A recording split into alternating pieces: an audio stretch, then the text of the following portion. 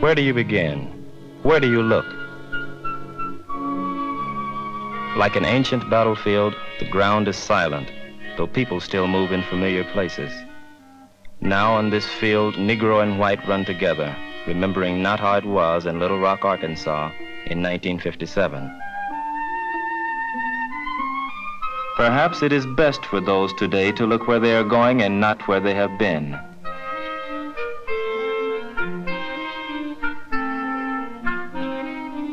But when you're a dark man in a country where the Negro is demanding more and more an equal chance, you have the right to look back to discover if you are really moving forward or if the world is just moving beneath your feet. I have a special reason for looking back. My name is Jefferson Thomas, and I'm one of the 9 from Little Rock.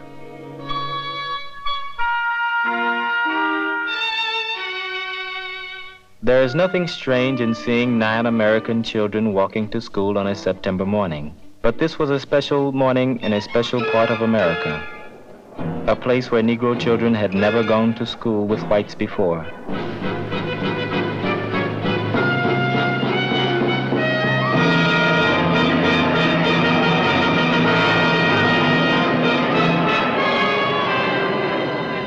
Hatred is easier to organize than understanding. And there was a minority in our state who found it to their advantage to bring hate to Little Rock in 1957. While we watched, the white children went to school, and we stood outside.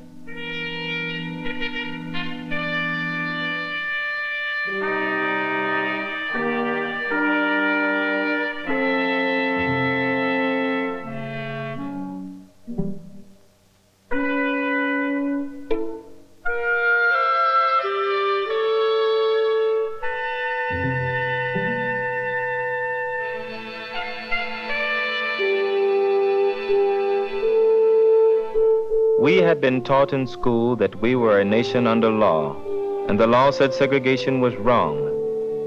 Now we waited to see if our laws had meaning, or were just words in a book, or idle talk in a classroom.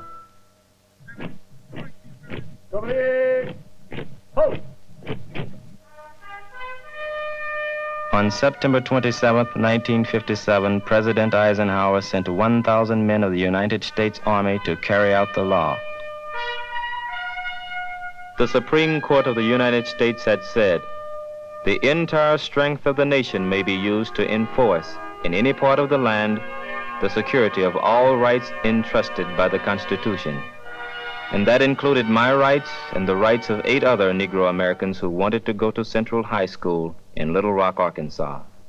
We were Terrence Roberts, Thelma Mothershed, Elizabeth Eckford, Ernest Green, Carlotta Walls, Melba Patillo, Minnie Jean Brown, and Gloria Ray. And we were going to school again.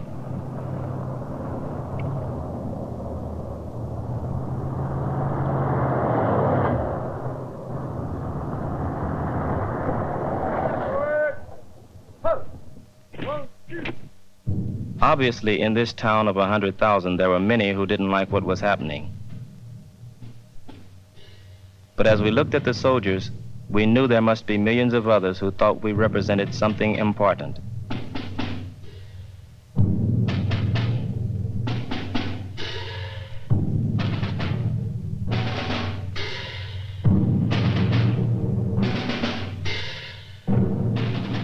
When the doors closed behind us that day, it was both an end and a beginning.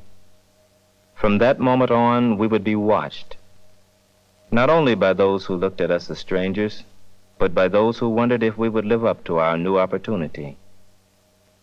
I remember standing there wondering how history would judge us.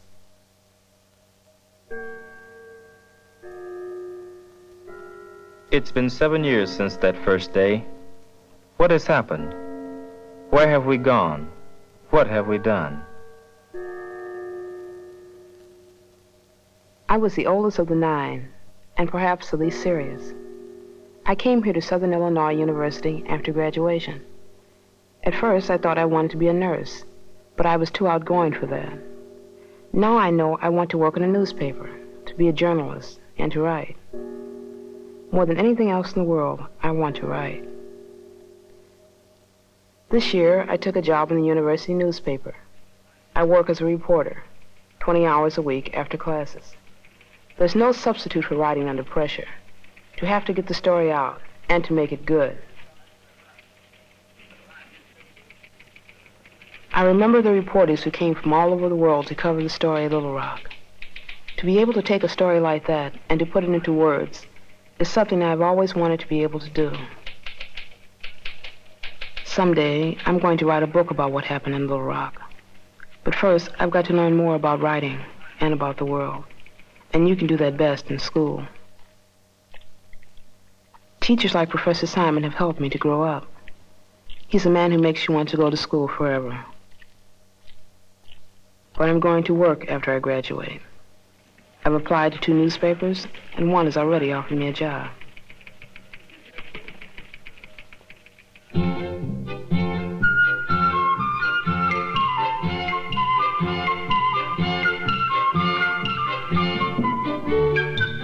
I'm going to miss this university. The friendships I have made here are long and deep. The things I have learned here have helped me to come to terms with myself. For the first time in my life, I have begun to understand why some Americans act the way they do. I know now some Americans have a fear of the Negro, a fear born of a way of life that has been dead in this country since the end of slavery. That's what the mob in Little Rock was afraid of, that the Negro, who had done so much with no chance, might do so much more with an equal one.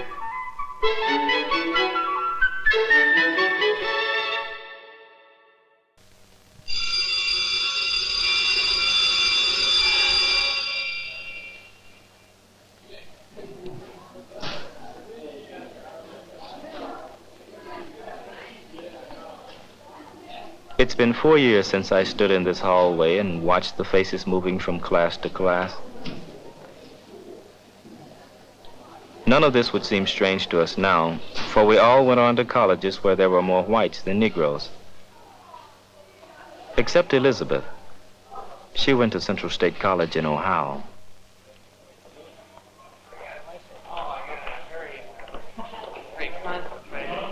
Central State was founded as an all-Negro college about 100 years ago. Today, like most American schools, it is a mixture of Negro and white. When I entered high school, I thought I wanted to be a lawyer and then a teacher. And now, like most students, I haven't quite decided what I want to be. The world is a big place, and when I go out into it, I want to be sure I go in the right direction. If it hadn't been for that morning in September 1957, I could have gone into law or education and not thought much about it. I was frightened that morning. But I learned a great deal about people. Not only about the people who were there, but about the people who were not there. Like the politician who encouraged the mob. Like the thousands who suffered with me and wrote to me to tell me so. While I waited, I heard brave voices speak out against intolerance, and I saw grown men turn their heads in shame from a camera. As we sail the fugitive, through the years we'll sing of thee. All college mind will sing of thee. Truth and right our son shall be. Our alma mater guides us and is great. For God, for Central, for State.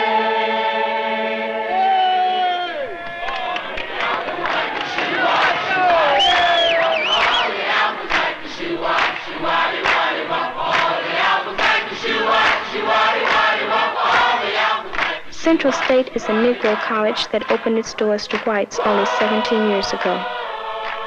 Today, 20% of the student body and faculty are white, and there are still Negroes who are against integration. The Negro is like most Americans, possessing no monopoly on tolerance, and hoping that the few, the uninformed, will not be confused with the rest of us.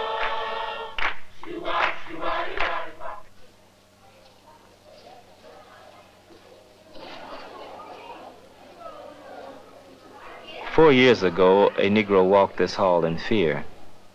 Some of the hate outside had come inside, and there were a few who tried to impose their will on the many. When we went up a stairway, we hung on to the railing.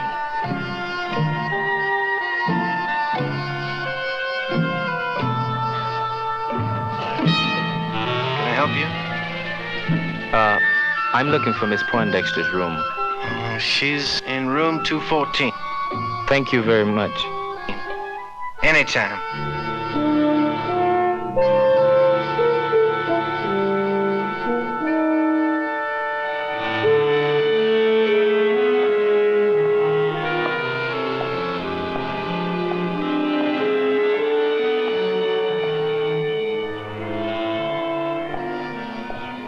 Thelma used to say the problems we had getting into this school were worth it, just to be able to take courses from some of the teachers.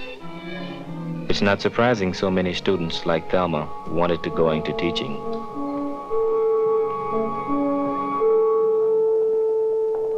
I graduate this year from Southern Illinois University at Carbondale.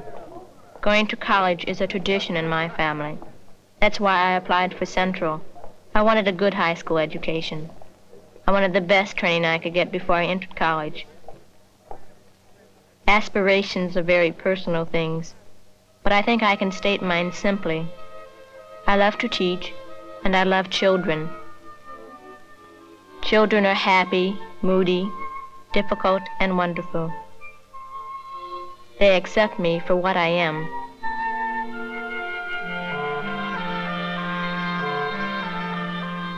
After I finish college, I want to apply for a job teaching in Little Rock. Maybe someday at Central High. I wonder what it'll be like.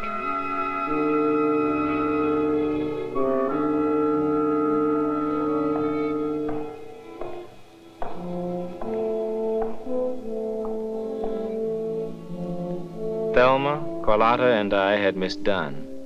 None of us had seen a school with so much equipment before. I think it was the equipment that first gave Ernie the impression he wanted to be an engineer. But I'm glad he changed his mind. In the army, we have to fight on, although we have to die. After I leave Michigan State University, I'm going to work in the field of civil rights as a leader and an organizer. Even in the northern states, you'll find pockets of discrimination, like you do all over the world. But there's a tide rising against it, and I want to be part of it. We got to fight, although we have to die. We got to hold up the freedom banner. We got to hold it up. We got to hold it up. We got to hold it up. We got to hold it up. I came to Michigan State to study engineering. 3 years ago, I changed my mind. I decided I would rather work with people than with machines. Under Professor David Gottlieb, I received my bachelor's degree in sociology. Next week, I will receive my master's. I'm convinced that a white American can never fully understand what motivates the Negro's desire for equality. But the white American is becoming more concerned, especially my generation, and that makes tomorrow worth dreaming about.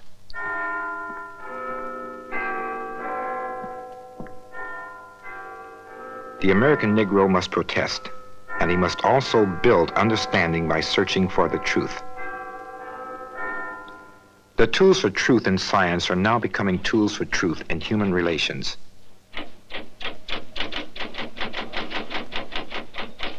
For the past 2 years, I have been compiling data on the aspirations of Negro and white children in a segregated community. Today, we are capable of getting answers that have real meaning, that carry the power of fact against those who would exploit rumor and prejudice.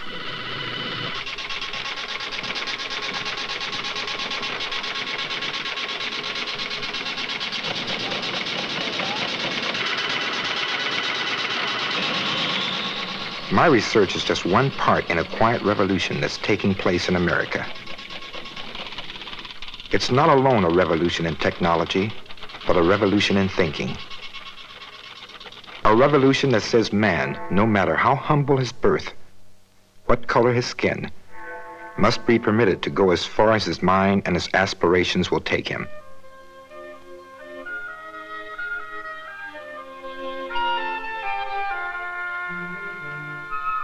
Ernie was the first of us to graduate from Central. Carlotta and I were the last. We were the class of 1960. Carlotta goes to Denver University in Colorado. She's a good student, and she likes the high mountains out there. Gloria Ray is a senior at the Illinois Institute of Technology. This year, she receives her degree in chemistry. Terrence Roberts is studying for his degree in business administration at the City College of Los Angeles. Melba Patillo, as we guessed, married early. She wasn't in college over a year before she became a housewife.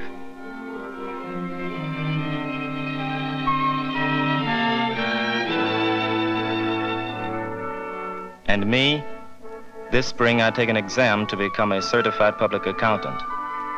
That means I'm supposed to be qualified to keep track of profits and losses. I'm not sure I know enough yet to say what all this adds up to. I haven't counted all the victories since that first day we went to school here, but I know there's been at least 9.